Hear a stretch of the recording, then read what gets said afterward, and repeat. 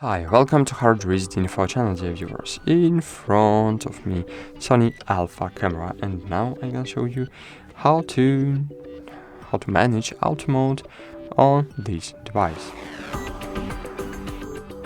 So here, as you can see, we have auto mode. This is the third page of first settings block. So open auto mode, and here we have intelligence mode and superior auto. So intelligent auto and superior auto. In intelligent auto, automatically identifies the scene's characteristic and shoots a photo, or superior auto, so the device beautifully shoots automatically while reducing blurring and noise. So it's absolutely automatic mode.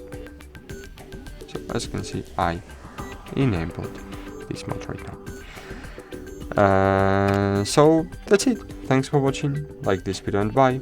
See you.